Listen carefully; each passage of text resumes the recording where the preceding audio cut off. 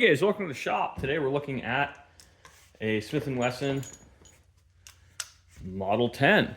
Now this came in for a re-blue. The customer was kind of on a budget and I didn't get to polish it. Now I'm a little frustrated because the side plate didn't blue as well as I'd like.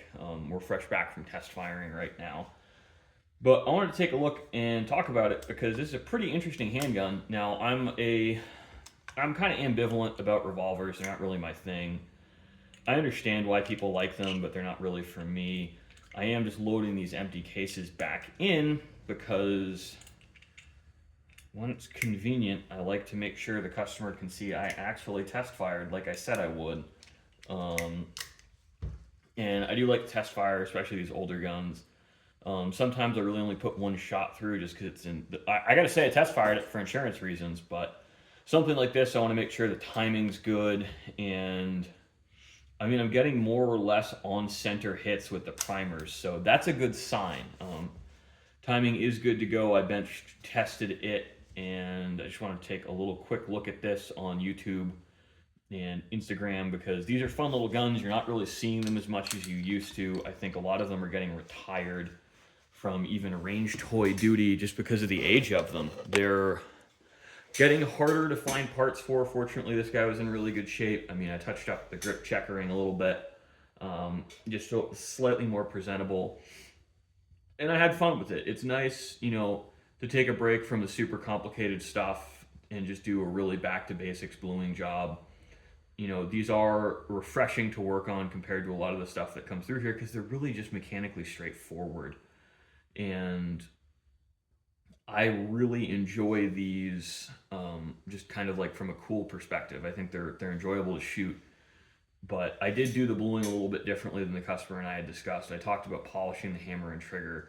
I really like how it looks now because this gun, it was in rough shape when it came in. I don't know if you'll have seen my other video talking about this in a Post 64 that came in at the same time, but it looked rough and I was able to clean it up and do a good job with it. So now it looks honestly like a little bit of a survivor gun where it's just in really, really good original shape.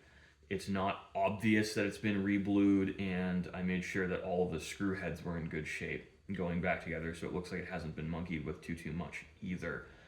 And when I'm on a budget and I can do it, not always, I try to make guns look as original as possible.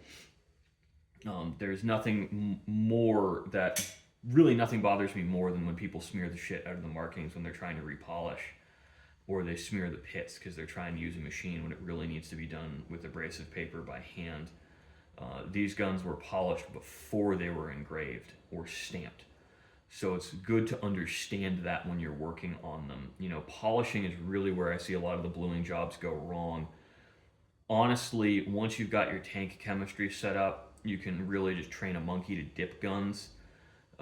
It's, in my opinion, easier than Cerakote, but I've also done a lot more bluing than I've ever done Cerakote. But the tank chemistry is really tricky if you've got hard water. There's stuff you have to work with there. Really where people screw up is the polishing. Cerakote's super easy because you just media blast it. Bluing's a little bit more of an art form than it is a science. So thanks for watching, guys. I hope you enjoyed this brief look at this relatively inexpensive revolver. I think they're fun.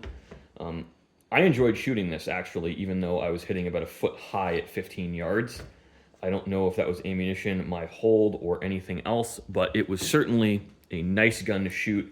I really enjoyed it, and I hope the customer's happy with it too, because that's really all that matters, is that the customer is happy with the work. So thanks for watching, guys.